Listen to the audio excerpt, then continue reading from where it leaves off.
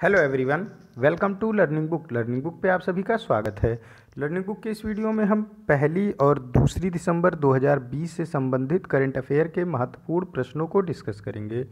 अपने क्वेश्चंस के डिस्कशन की शुरुआत की जाए उससे पहले आप सभी से एक रिक्वेस्ट है कि लर्निंग बुक चैनल को अपना सपोर्ट दें और हमारी वीडियोज़ को अधिक से अधिक शेयर करें। जो नए व्यूअर्स चैनल से पहली बार जुड़ रहे हैं उनसे रिक्वेस्ट है वो चैनल को सब्सक्राइब करके बेल आइकॉन को प्रेस कर दें, जिससे जो भी नई वीडियोस चैनल पे अपलोड हो उसकी नोटिफिकेशन आप तक समय से पहुंच सके। और लर्निंग बुक पे बिल्कुल बेसिक से एनसीईआरटी की क्लासेस शुरू की गई हैं। क्लास 6 टू क्लास 12 पूरी एनसीईआरटी को एनालाइज किया जाएगा पूर्णिमा मैम के द्वारा। तो जो भी ज़रूरतमंद हो उनके साथ आप एनसीईआरटी की वीडियो को शेयर करें। साथ ही साथ मॉर्निंग टाइम में द हिंदू न्यूज़पेपर की वोकैब का वीडियो आता है पूर्णिमा मैम के द्वारा, तो आप वकैब के वीडियो को भी लोगों के साथ शेयर करें। जो वकैब ये आपके आईबीपीएस एग्ज़ाम, साथ ही साथ एसएससी के एग्ज़ाम, जहाँ पे भी इंग्लिश की वकैब आती है वो द हिंदू न्यूज़पेपर से ही उठा के दिया जाता है, तो वो बहुत ही इम्पॉर्टेंट वीडियो होता है।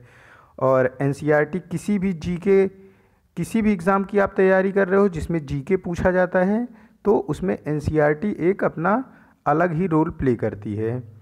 और फिर इवनिंग टाइम में डेली एक शॉर्ट सेशन होता है क्वेश्चंस एंड आंसर का।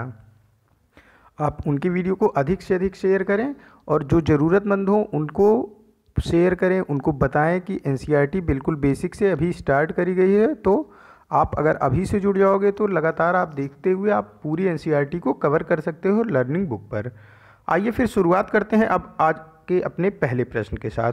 आज का पहला प्रश्न है, किस फिल्म को ऑस्कर के लिए भारत की आधिकारिक प्रविष्टि के तौर पर चुना गया है। देखो होता क्या है कि पहले देशों द्वारा ऑस्कर के जो ज्यूरी मेंबर्स होते हैं उनको फिल्म भेजी जाती है। फिर वो ज्यूरी मेंबर्स पहले स्टेप में ये चुनाव करते हैं कि क्या ये ऑस्कर के लिए इसको चुना जा सकता है। मतलब पहले स्टेप में सिर्फ ये होता है कि हाँ ये ऑस्कर के लिए नामित किया जा सकता है, और फिर जब दूसरे स्टेप में ज्यूरी मेंबर उसको फाइनलाइज करते हैं तो कई सारी फिल्में निकल के बाहर हो जाती हैं। मतलब कि सेकेंड स्टेप के बाद ही जो है आप ये मान सकते हो कि ऑस्कर मिलने की कैटेगरी में है कोई फिल्म। अभी हालांकि भारत की जल्लीकट्टू फिल्म जो है ये बेस्ट इंटरनेशनल फीचर फिल्म 2021 के ऑस्कर के लिए आधिकारिक प्रविष्टि के तौर पर चुन लिया गया है इसे। साथ ही साथ शॉर्ट फिल्म कैटेगरी में शेमलेस फिल्म है एक, उसको भी चुना गया है भारत से। तो भारत से दो फिल्मों का चुनाव किया गया है, jallikattu best international feature film 2021 category के लिए और शॉर्ट फीचर फिल्म कैटेगरी 2021 के लिए शेमलेस को चुना गया है। ये ऑस्कर का 93rd एडिशन होगा। देखो पिछले वर्ष यानी ऑस्कर 2020 के लिए जो भारत की तरफ से नामित फिल्म थी वो थी गली बॉय। गली बॉय को पिछले वर्ष चुना गया था।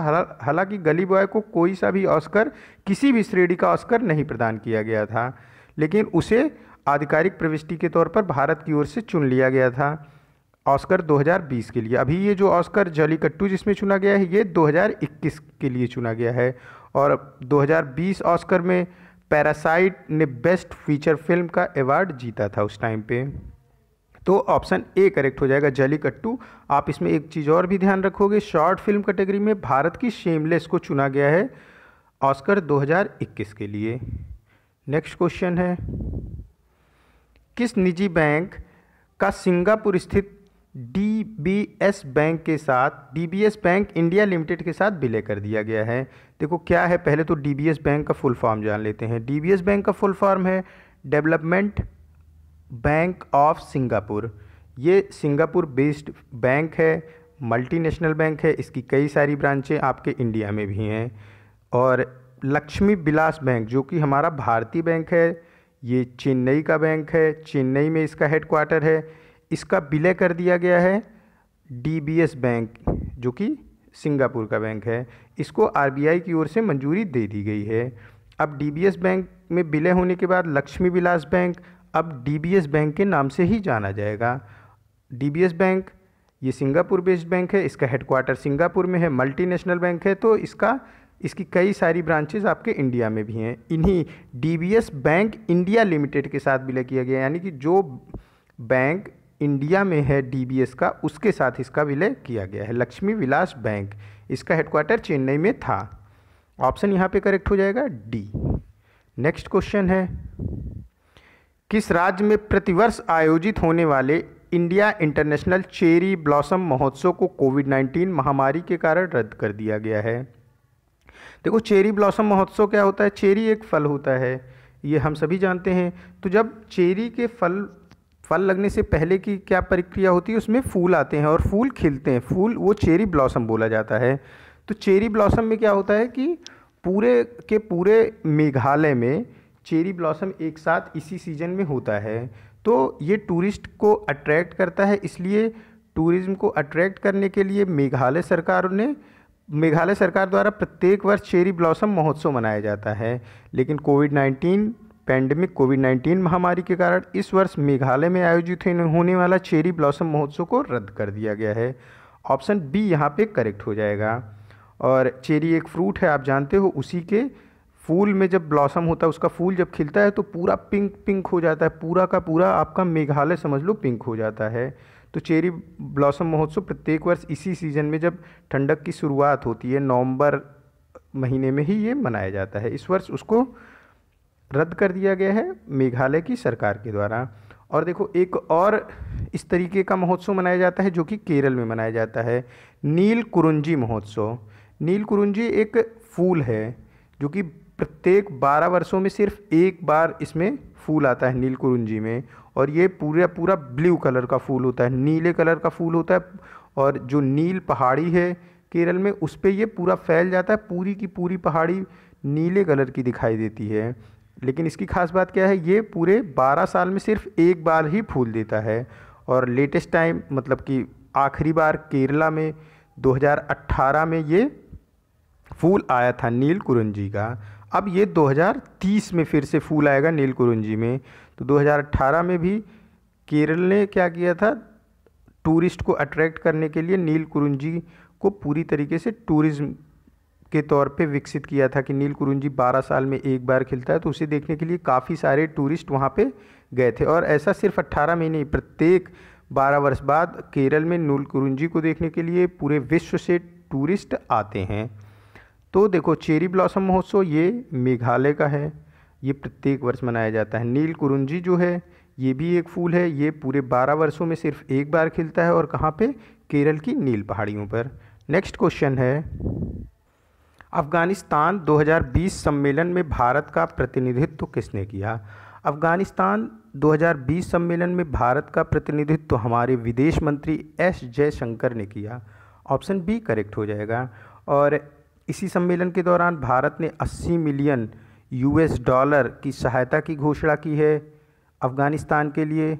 और इस सम्मेलन में अफ़गानिस्तान के राष्ट्रपति, यूनाइटेड नेशन और यूरोपीय यूनियन के ऑफिसर्स ने हिस्सा लिया। और भी कई सारे देश थे, लेकिन जो इसमें मेन थे हमारा इंडिया था, साथ ही साथ यूनाइटेड नेशन और यूरोपीय यूनियन के ऑफिसर्स ने इसे अफ़गानिस्तान महोत्सव 2020 में हिस्सा लिया था। देखो, अमेरिका क्या है कि 20 जनवरी 2000 अमेरिका ने एक घोषणा की कुछ दिनों पहले की, अभी आप जानते हो कि अफ़गानिस्तान में अमेरिकी सैनिक पूरी तरीके से थे वहाँ पे अभी तक, लेकिन अमेरिका ने घोषणा की है कि वो धीरे धीरे अपने सैनिकों को अफ़गानिस्तान से अब हटा रहा है। तो अमेरिका ने घोषणा की 20 जनवरी 2021 तक अमेरिका वहाँ पे सिर्फ अपने 2500 सैनिकों को छोड़ेगा अफ़गानिस्तान में। धीरे धीरे अब अमेरिका अपने सैनिकों को वापस बुला रहा है अमेरिका में। ये क्या हुआ था, आपको याद होगा कि आतंकवादी था एक, अमेरिका में टेररिस्ट अटैक हुआ था, और उस टेररिस्ट अटैक की जिम्मेदारी ली थी ओसामा बिन लादेन ने। ओसामा बिन लादेन फिर आके अफ़गानिस्तान में छिप गया था, और उसी को मारने के लिए अमेरिका ने अपने सैनिकों को वहाँ पे भेजा था। फिर वो अमेरिका तब से वहीं पे अपने सैनिकों को रखे हुआ है। ओसामा बिन लादेन को अमेरिका ने मार गिराया, लेकिन फिर कुछ कन्फ्यूजन था कि ये ओसामा बिन लादेन ही है या फिर कौन है। तो कुछ एक और संदर्भ में अमेरिका के सैनिक वहाँ पे मौजूद रहे अफ़गानिस्तान में, और अब धीरे धीरे अमेरिका अपने सैनिकों को वापस बुला रहा है। उसी क्रम में अमेरिका ने घोषणा की है कि 20 जनवरी 2021 तक सिर्फ 2,500 सैनिक अमेरिका के रहेंगे अफ़गानिस्तान में। और इस लहजे के बाद अब कई सारे देश अफ़गानिस्तान की मदद के लिए भी आगे आ रहे हैं कि वहाँ के सैनिक हटेंगे तो फिर अफ़गानिस्तान अपना धीरे धीरे खुद एक सशक्त देश बनने की ओर आगे बढ़ने की कोशिश करेगा। तो फिर कई सारे घोषणाओं के लिए कुल 17 परियोजनाओं के लिए 80 मिलियन US$ की सहायता की घोषणा की है हमारे भारत ने अफ़गानिस्तान के लिए, अफ़गानिस्तान सम्मेलन 2020 में। और एक शहतूत डैम का निर्माण के लिए भी समझौता किया गया है इसी अफ़गानिस्तान 2020 सम्मेलन के दौरान। ये शहतूत डैम बनने के बाद काबुल शहर जो है, वहाँ के काबुल शहर की जो पब्लिक है उसको स्वच्छ जल पीने के लिए प्योर वाटर अवेलेबल हो जाएगा उनके लिए, ये शहतूत डैम के निर्माण के बाद। तो शहतूत डैम बनाने में भारत मदद कर रहा है अफ़गानिस्तान की, जिससे पूरे के पूरे काबुल शहर को स्वच्छ पेयजल उपलब्ध हो सकेगा। यहाँ पे ऑप्शन बी करेक्ट हो जाएगा। अफ़गानिस्तान 2020 सम्मेलन में भारत का प्रतिनिधित्व हमारे विदेश मंत्री एस जयशंकर ने किया। अंतर्राष्ट्रीय क्रिकेट परिषद ने अंतर्राष्ट्रीय क्रिकेट में डेब्यू करने की उम्र क्या निर्धारित की है? देखो, अंतर्राष्ट्रीय क्रिकेट परिषद ने डेब्यू करने की एक उम्र निर्धारित कर दी है 15 साल। पहले ऐसी कोई उम्र निर्धारित नहीं थी। और अंडर 19 क्रिकेट टूर्नामेंट होता है तो उसमें अब ये कन्फर्म हो गया कि ICC से वो भी होता है, तो ये कन्फर्म हो गया कि अंडर 19 में जो भी खिलाड़ी खेलेगा उसकी मिनिमम उम्र 15 और मैक्सिमम उम्र 19 साल की होगी। तो अंतर्राष्ट्रीय क्रिकेट में आपका अंडर 19 और टेस्ट मैच और आपका वनडे मैच, साथ ही साथ T20 मैच, ये सारे मैच आते हैं। और अब 15 साल से कम उम्र का कोई भी व्यक्ति अंतर्राष्ट्रीय क्रिकेट को नहीं खेल सकेगा, क्योंकि एक डेब्यू करने की उम्र निर्धारित कर दी गई है ICC के द्वारा, अंतर्राष्ट्रीय क्रिकेट परिषद के द्वारा। अंतर्राष्ट्रीय क्रिकेट परिषद का headquarter Dubai UAE United Arab अमीरात में है। साथ ही साथ इसके चेयरमैन अभी हाल ही में बदले गए हैं, मैंने इस क्वेश्चन को कराया भी था। इनका नाम है ग्रेग बार्कले ICC के नए चेयरमैन हैं। ऑप्शन ए यहाँ पे करेक्ट हो जाएगा। नेक्स्ट क्वेश्चन है, सर्वश्रेष्ठ अभिनेता के तौर पर इंटरनेशनल एमी अवार्ड 2020 किस अभिनेता ने जीता है? इनकी उम्र मात्र 13 साल की है। इनका जन्म लंदन में हुआ था 2007 में और ये हैं बिली बैरेट। ऑप्शन ए करेक्ट हो जाएगा। बिली बैरेट ने मात्र 13 साल की उम्र में सर्वश्रेष्ठ अभिनेता के तौर पर इंटरनेशनल एमी अवार्ड 2020 को जीत लिया है। और इनको जिस चीज़ के लिए ये अवार्ड मिला, ये रिस्पॉन्सिबल चाइल्ड की एक्टिंग के लिए इनको 48th एमी इंटरनेशनल अवार्ड दिया गया। और 2016 में इन्होंने सबसे पहले मूवी बनाई थी और उस मूवी का नाम था टू ड्रीम। बिली बैरेट 13 साल की उम्र में इन्होंने ये पुरस्कार जीता। 2016 में इन्होंने अपनी पहली मूवी बनाई जिसका नाम था टू ड्रीम और 48th Amy international Emmy award 2020 इनको प्रदान किया गया। और इनकी फिल्म थी रिस्पॉन्सिबल चाइल्ड UK, इसी के लिए इनको ये अवार्ड दिया गया है। ऑप्शन ए यहाँ पे करेक्ट हो जाएगा। नेक्स्ट क्वेश्चन है, निम्न में से किस देश के दिग्गज फुटबॉलर डिएगो माराडोना का 60 वर्ष की उम्र में निधन हो गया? और ये थे अर्जेंटीना के फुटबॉलर। कार्डियक अरेस्ट की वजह से इनका निधन 60 वर्ष की आयु में हुआ। और 1997 में जब इनकी उम्र 37 साल थी तो इन्होंने फुटबॉल को अलविदा कह दिया था, फुटबॉल से इन्होंने रिटायरमेंट ले लिया था। ऑप्शन यहाँ पे सी करेक्ट हो जाएगा कि डिएगो मैराडोना ये अर्जेंटीना के थे। नेक्स्ट क्वेश्चन है, खेल मंत्रालय ने हाल ही में किसे राष्ट्रीय खेल महासंघ के रूप में मान्यता दे दी?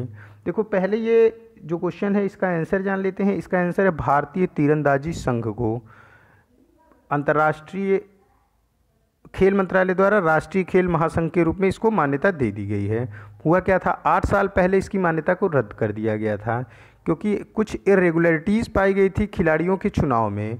जैसे देखो, कोई खेल है, अभी आप ICC क्रिकेट से ज़्यादा जुड़े हो तो आप ऐसा समझो कि BCCI हमारा जो भारतीय क्रिकेट कंट्रोल बोर्ड है, ये इसका क्या काम होता है, ये क्रिकेटर जो होते हैं, खिलाड़ी होते हैं, उनका चुनाव करता है, फिर ये हमारे लिए अंतर्राष्ट्रीय मैच खेलने जाते हैं। उसी तरीके से जो भारतीय तीरंदाजी संघ है वो तीरंदाजों का चुनाव करता था, वो हमारे लिए ओलंपिक खेलते थे, विभिन्न देशों में जाके जहाँ पे तीरंदाजी प्रतियोगिता होती थी वहाँ पर भारत का प्रतिनिधित्व करते थे।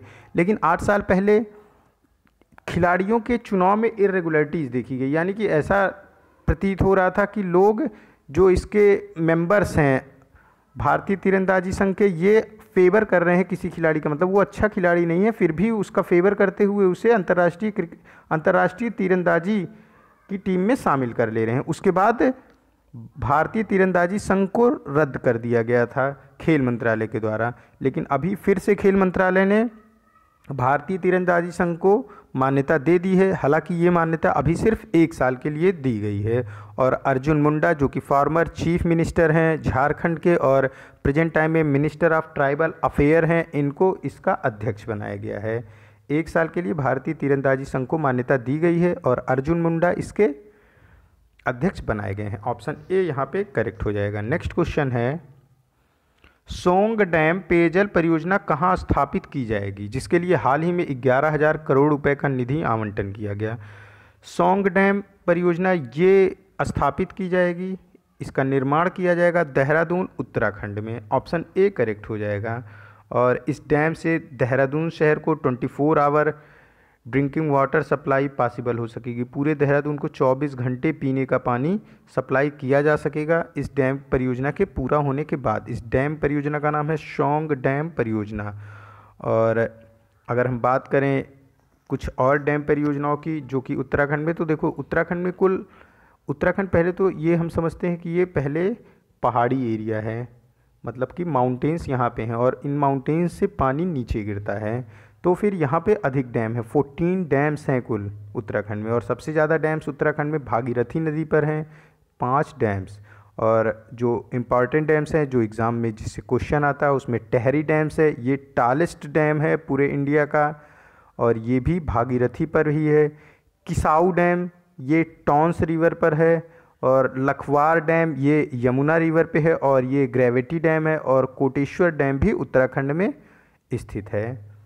तो ऑप्शन यहाँ पे सोंग डैम जल परियोजना ये देहरादून उत्तराखंड में बनाई जाएगी और इससे देहरादून के लिए 24 आवर्स ड्रिंकिंग वाटर की सप्लाई पॉसिबल हो सकेगा। ऑप्शन ए करेक्ट हो जाएगा। नेक्स्ट क्वेश्चन है, किस संस्थान ने कोविड-19 का शमन और प्रबंधन भारत के राज्यों और केंद्र शासित प्रदेशों से आचरण शीर्षक से एक संकलन जारी किया है।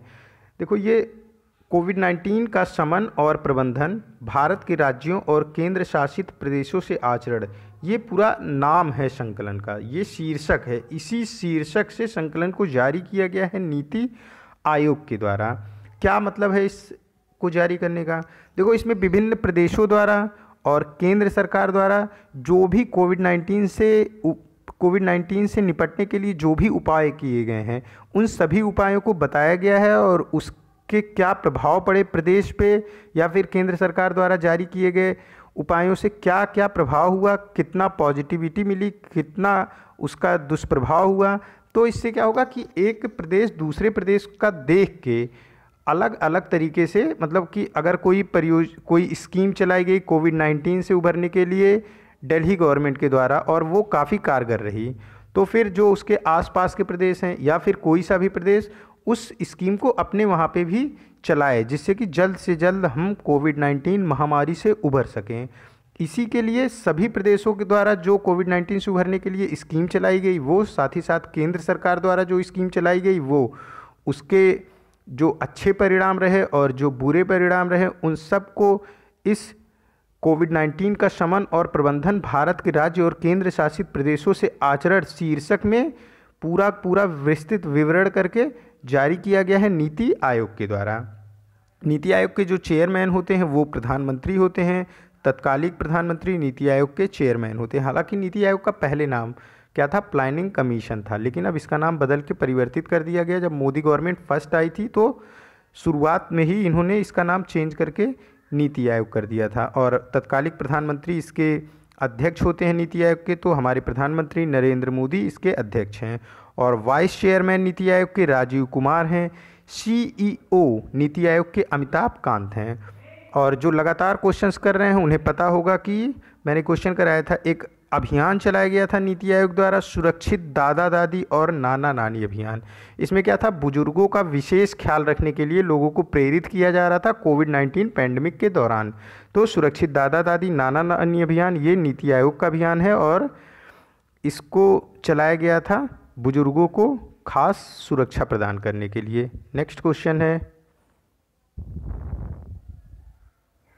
कौन सा मंत्रालय डीप ओशियन मिशन शुरू करने को तैयार है जो खनिज ऊर्जा और समुद्री विविधता को पानी के नीचे से खोजने के लिए होगा। देखो क्या है कि काफ़ी सारे अंदर जल के अंदर, जो समुद्र के अंदर काफ़ी सारे ऊर्जा में आप क्या मानोगे, देखो पेट्रोल और कच्चा तेल निकाला जाएगा, साथ ही साथ कोयला मिलने की भी संभावना है समुद्र के अंदर, और खनिज यानी कि आपको वहाँ से कई सारे माइंस मिल सकते हैं।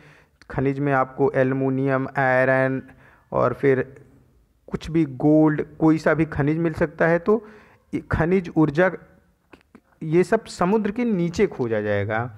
इसके लिए पृथ्वी विज्ञान मंत्रालय अपनी डीप ओशियन मिशन की शुरुआत करने की योजना बना रहा है। पृथ्वी विज्ञान मंत्रालय यानी कि अर्थ साइंस मिनिस्ट्री के जो मिनिस्टर हैं वो डॉक्टर हर्षवर्धन सिंह हैं, और यही डॉक्टर हर्षवर्धन सिंह स्वास्थ्य और फैमिली वेलफेयर के मंत्री भी हैं। तो ये हेल्थ एंड फैमिली वेलफेयर के minister doctor Harshvardhan Singh, earth science minister doctor Harshvardhan Singh, और यही अर्थ साइंस मिनिस्ट्री जो है यही डीप ओशियन मिशन की शुरुआत करने की तैयारी में है, जिससे ये अपने आधुनिक तरीके से समुद्र के नीचे जाके खनिज और ऊर्जा का पता लगाएंगे कि कहाँ पे खनिज और ऊर्जा का भंडारण है समुद्र के नीचे, जो भारतीय समुद्र क्षेत्र है उसके अंदर ही सिर्फ। ऑप्शन ए यहाँ पे करेक्ट हो जाएगा। नेक्स्ट क्वेश्चन है, किस कंपनी ने घोषणा की है कि वह पूर्ण संपर्क रहित पेपरलेस व्यक्तिगत वाहन सेवा स्वामित्व प्रदान करेगी। पूर्ण संपर्क रहित पेपरलेस व्यक्तिगत वाहन सेवा स्वामित्व प्रदान करेगी किया Motors India. Option A correct हो जाएगा। अभी जिन लोगों ने हाल ही में बाइक या फिर कार खरीदा होगा उन्हें पता है कि काफ़ी सारे रूल एंड रेगुलेशन चेंज कर दिए गए हैं। अब आपको आपकी बाइक का रजिस्ट्रेशन कराने के लिए आरटीओ जाना नहीं होता है। ये आरटीओ का काम आपको जिस एजेंसी से आप बाइक खरीदते हो वो खुद करा के पेपर आपको एजेंसी से ही कलेक्ट करने का काम होता है। यानी अब जो कस्टमर है वो आरटीओ ऑफिस नहीं जाता है, खास करके रजिस्ट्रेशन पेपर को लेने के लिए, रजिस्ट्रेशन सर्टिफिकेट लेने के लिए मोटर बाइक या फिर कार का। तो किया मोटर्स अब क्या कर रहा है कि ये आपको बाइक का पेपर नहीं ये कराएंगे, क्योंकि देखो अभी ये पेपरलेस कर रहे हैं, यानी आपको ये डिजिटल फॉर्म में आपका रजिस्ट्रेशन सर्टिफिकेट आपको सेंड कर देंगे, और वो क्या होगा, इससे पेपरलेस रहेगा और फिर ये कांटेक्ट में नहीं आएंगे एक दूसरे के। तो कोविड-19 को देखते हुए ऐसा कदम उठाया गया है किया मोटर्स इंडिया के द्वारा। और किया मोटर्स ने ही मेरी सुविधा की भी शुरुआत की थी, जिसमें क्या था कि ये कस्टमर के घरों पर जाके उनको सर्विसिंग की फैसिलिटी को प्रोवाइड करा रहे थे कस्टमर के घरों पर। और किया मोटर्स, इसकी पेरेंट कंपनी हुंडई है। किया मोटर्स और हुंडई दोनों ही साउथ कोरिया की कंपनी हैं, और जो इसका हेडक्वार्टर है वो सियोल साउथ कोरिया में है। किया मोटर्स इंडिया का जो हेडक्वार्टर है ये नई दिल्ली में स्थित है। ऑप्शन ए यहाँ पे करेक्ट हो जाएगा। नेक्स्ट क्वेश्चन है, संयुक्त राष्ट्र ने किस संकट के तत्काल समाधान के लिए एक संकल्प कालिंग को अपनाया है। देखो रोहिंग्या क्राइसिस, रोहिंग्या संकट के लिए, रोहिंग्या इशू के लिए ही संयुक्त राष्ट्र ने इसके तत्काल समाधान के लिए एक संकल्प कॉलिंग को अपनाया है। क्या है रोहिंग्या संकट? देखो काफ़ी पहले की बात है, ये 2011 की बात है। म्यांमार में रोहिंग्या रहते थे, लेकिन म्यांमार गवर्नमेंट ने उनसे उनका जो है जो एक पहचान पत्र होता है वो वापस लेना शुरू कर दिया, और रोहिंग्या खुद को म्यांमार के रखाइन राज्य का निवासी मानते हैं। म्यांमार में एक राज्य है जिसका नाम है रखाइन, और रोहिंग्या खुद को रखाइन राज्य का निवासी मानते हैं। हालांकि म्यांमार गवर्नमेंट रोहिंग्या को म्यांमार का निवासी होने से मना करती है, और फिर रोहिंग्या में ज़्यादातर तो मुस्लिम हैं, लेकिन कुछ अन्य धर्मों को फॉलो करने वाले भी लोग हैं। फिर क्या हुआ कि जब गवर्नमेंट रोहिंग्या से पहचान पत्र वापस लेने लगी म्यांमार गवर्नमेंट, तो फिर म्यांमार में हिंसा हुई और उस हिंसा में रोहिंग्या को पलायन करना पड़ा म्यांमार से, और काफ़ी सारे रोहिंग्या म्यांमार से पलायन किया और इन्होंने रिफ्यूज़ी की तरह ये रहने लगे बांग्लादेश में, भारत में, और कुछ रिफ्यूज़ी कैंप लगाए गए हैं रोहिंग्या के लिए म्यांमार में भी। तो फिर यूनाइटेड नेशन और इस्लामिक देश के संगठन यूरोपियन यूनियन ने एक कॉलिंग संकल्प मतलब एक मीटिंग की कॉलिंग नाम से, जिसमें बांग्लादेश सरकार की सराहना की गई कि इन्होंने रिफ्यूज़ी कैंप लगाया इनके लिए, और उस रिफ्यूज़ी कैंप में सारी फैसिलिटी को प्रोवाइड कराया गया। वो फैसिलिटी इनके फूड से संबंधित हो सकती है, इनके लिए डॉक्टर्स की हेल्प से संबंधित हो सकती है रोहिंग्या के लिए, और इंडियन गवर्नमेंट भी इन्हें अपने यहाँ शरणार्थी के रूप में शरण देने अभी तो दे के रखा है, लेकिन वो पूरी तरीके से इस फिराक में नहीं है कि इंडिया हमारी सरकार की रिफ्यूज़ी की तरह ये हमेशा इंडिया में रहें। क्योंकि देखो, कोई रिफ्यूज़ी अगर इंडिया में आता है तो एक तो सबसे पहले उसको पूरी तरीके से हमें उसका सुरक्षित देखभाल करने की जिम्मेदारी होती है, और साथ ही साथ आप ये श्योर नहीं हो सकते हो कि ये रिफ्यूज़ी किस संगठन से जुड़े हैं या फिर कैसे हैं। तो इंडियन गवर्नमेंट इस रिफ्यूज़ी मतलब कि जो रोहिंग्या रिफ्यूज़ी हैं उनको भारतीय नागरिकता देने से पूर्णतः मना कर दिया है भारतीय सरकार ने। और फिर इसी तरीके से संकट से उभरने के लिए संयुक्त राष्ट्र ने कॉलिंग संकल्प को अपनाया है। ऑप्शन ए यहाँ पे करेक्ट हो जाएगा। नेक्स्ट क्वेश्चन है, रेजर पे ने भारतीय उद्यमियों के लिए किस वित्तीय सेवा निगम के साथ अपनी तरह की पहली रेजर पे एक्स कॉरपोरेट कार्ड्स को लॉन्च किया है? रेजर पे एक्स कॉरपोरेट कार्ड को लॉन्च किया गया है वीज़ा की मदद से। रेजर पे ने इसको लॉन्च किया है। क्या है ये? देखो, वीज़ा आईएनसी ये एक American multinational finance service provide कराने वाली कंपनी है, और वीज़ा कार्ड उसी की सब्सिडरी कंपनी है, वीज़ा आईएनसी की ही। और इंडियन पेमेंट गेटवे है जिसका नाम है रेजर पे। दोनों ने साथ मिलकर रेजर पे एक्स कॉरपोरेट कार्ड को लॉन्च किया है, और ये सिर्फ़ और सिर्फ बिजनेसमैनों के लिए ये कार्ड प्रोवाइड कराया जाएगा रेजर पे की तरफ से। और रेजर पे के जो फाउंडर हैं उनका नाम है हर्षिल माथुर। रेजर पे का हेडक्वार्टर बेंगलुरु में स्थित है। नेक्स्ट क्वेश्चन है, CD सर्टिफिकेट ऑफ डिपॉजिट जारी करने के लिए न्यूनतम निवेश राशि क्या है? देखो, सर्टिफिकेट ऑफ डिपॉजिट जारी करने के लिए न्यूनतम निवेश राशि है 1 लाख। अब अगर हमें सर्टिफिकेट ऑफ डिपॉजिट के बारे में समझना है तो इसको सबसे पहले हम जानते हैं 2 मार्केट होती है, एक मनी मार्केट होती है, दूसरी होती है कैपिटल मार्केट। और मनी मार्केट और कैपिटल मार्केट में क्या अंतर है? देखो, मनी मार्केट में जो होता है ये बिजनेसमैन इसमें काम करते हैं, मतलब बड़ी बड़ी इंडस्ट्रीज़ या फिर जो इंटाइटीज़ होते हैं, बड़े बड़े जो बिज़नेस करते हैं वो लोग मनी मार्केट में काम करते हैं। और कैपिटल मार्केट में देखो, कंपनी तो होगी बड़ी बड़ी, लेकिन उसके शेयर को हम लोग मतलब कि आम पब्लिक भी खरीद सकती है। तो ये क्या हो गया? ये कैपिटल मार्केट हो गया। मनी मार्केट, इसका जो टेन्योर होता है वो लेस देन 1 ईयर होता है, जबकि कैपिटल मार्केट का टेन्योर मोर देन 1 ईयर होता है। ये मैं आपको मनी मार्केट और capital market certificate of deposit को समझाने के लिए बता रहा हूँ। और क्या है कि इसको कैसे समझें? देखो, मनी मार्केट में 2 पेपर होते हैं। मनी मार्केट सबसे पहले हम जान गए कि ये बड़ी बड़ी कंपनियों के बीच जो लेन देन होता है वो मनी मार्केट के बीच में होता है, और बड़ी बड़ी कंपनियां और जो आम पब्लिक होती है उनके बीच जो लेन देन होता है वो कैपिटल मार्केट के बीच में होता है। कैपिटल मार्केट के बीच का एग्जांपल आप शेयर मार्केट समझ लो, शेयर खरीदते हैं हम बड़ी बड़ी कंपनियों का, इस तरीके से। और मनी मार्केट में 2 पेपर होते हैं, एक कॉमर्शियल पेपर होता है और एक होता है सर्टिफिकेट ऑफ डिपॉजिट। इसको ऐसे समझते हैं हम कि पूरे इंडिया का सबसे बड़ा बैंक SBI, और फिर आपका सेकंड मोस्ट बैंक है PNB, थर्ड मोस्ट बैंक है बैंक ऑफ बड़ौदा।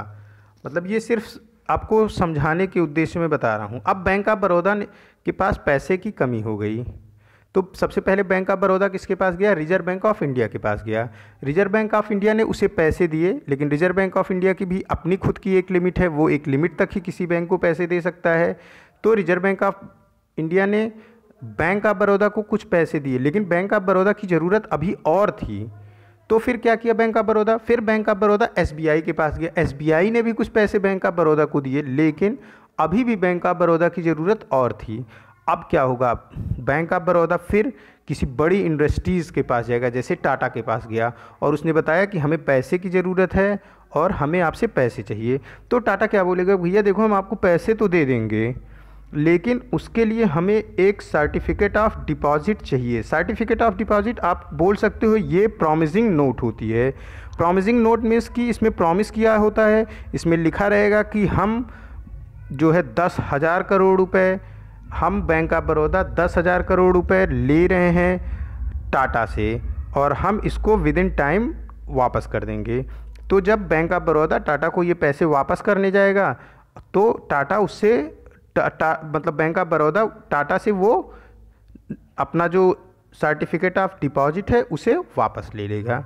यही होता है सर्टिफिकेट ऑफ डिपॉजिट।